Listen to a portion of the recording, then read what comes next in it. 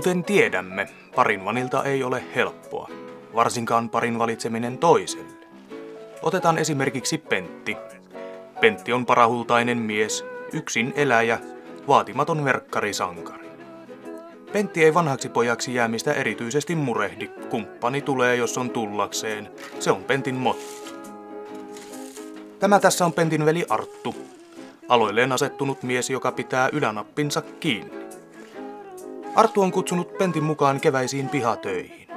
Artun taka-ajatuksena on saattaa yhteen veljensä ja Sinikka, Artun vaimon hemaiseva ystävätär. Isäntä johdattelee keskustelua sopiviin aiheisiin. Sinikka, et ole vielä ottanut miestä itsellesi. No en oo. Olisiko minkälainen tyyppi hakusessa? No... Mä oon aina ajatellut, että miehen pitäisi olla herkkä ja sofistikoitunut. Mut eiks kaikki naiset halua, että mies on miehekäs? Joo, ja urheilullinen ja voimakas ja kätevä käsistään.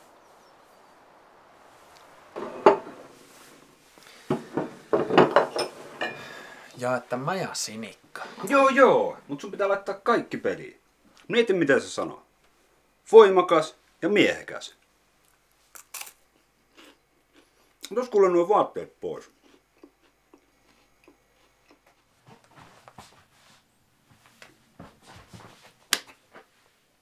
Tää on ihan hyvä lähtökohta, mut pidäpä tuota.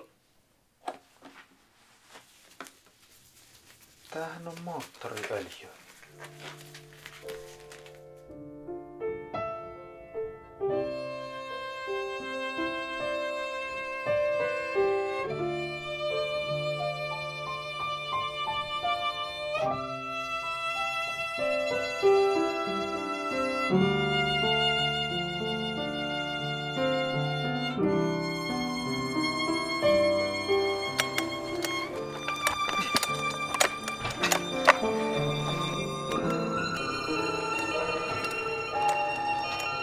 Nyt tulee!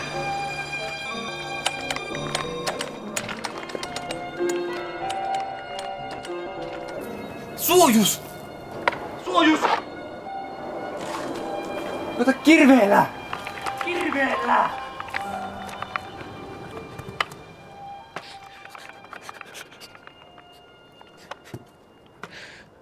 Mä koitan sua kohta kirveellä.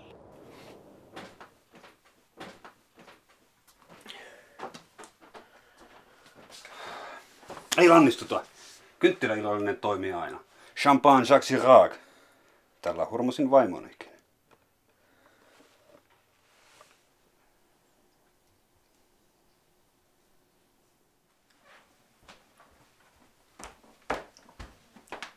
Jacques Chirac.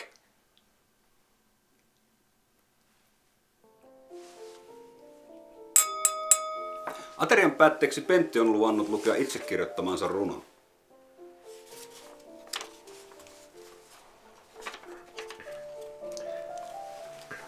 Une petite poème pour vous, chérie.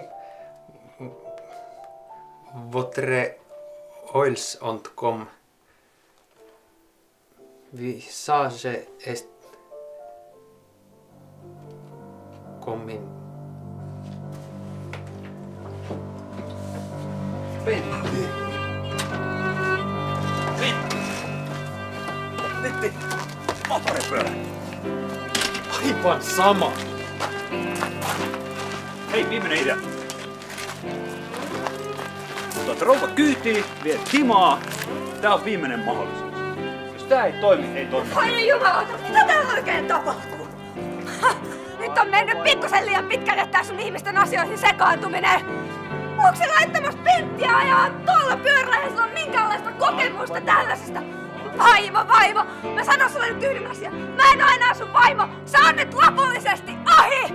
Pentti, suutele mua.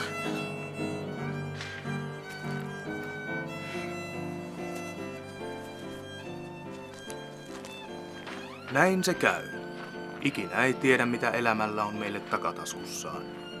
Mutta Sinikkaa käy sääliksi.